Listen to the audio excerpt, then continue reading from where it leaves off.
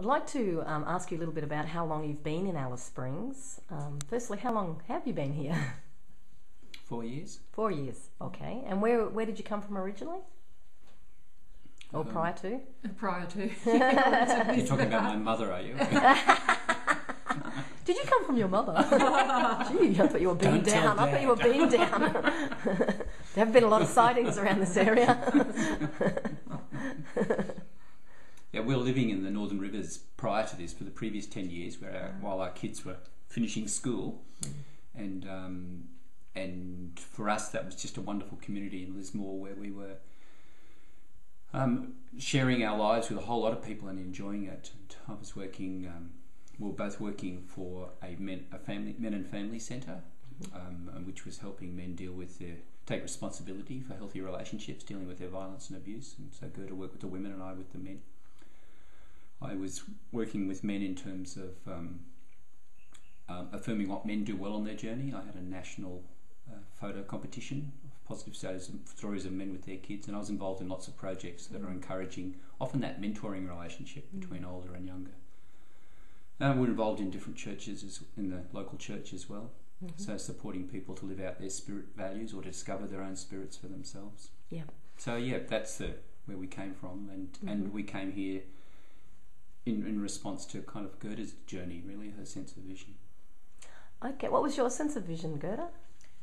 Well, I think it was a call to the heart from the heart of the country. Yeah. And in coming here, there was a real sense of coming home to the landscape. And I think the land here in Central Australia holds a very strong spiritual energy because the Indigenous people have acknowledged and honoured and nurtured that spirit energy for thousands and thousands and thousands of years. So it's actually quite palpable in different places. And I think we as a white culture have a lot to learn about that because we're pretty disconnected from that sort of energy overall.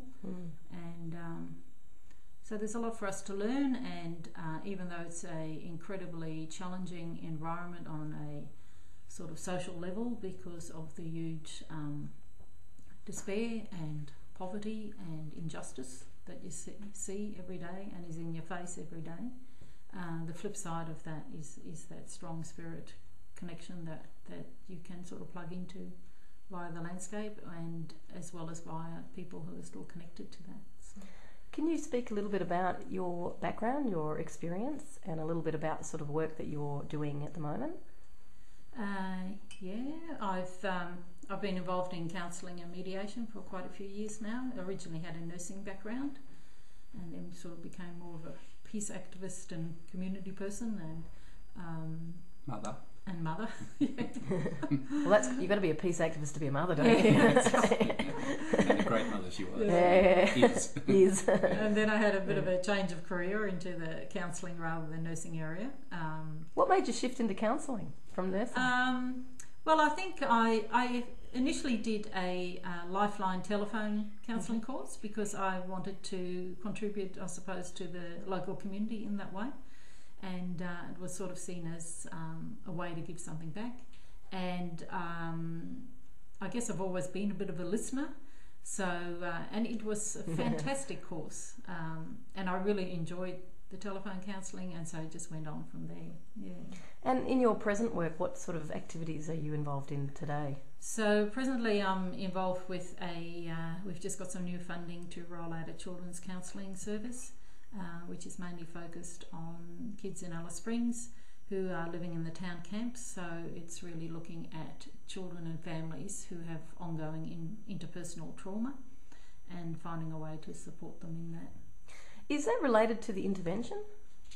The intervention was supposedly put in place in response to the Little Children Are Sacred report, which was about saying that kids weren't safe, and so the intervention was put into place to try and make kids safe.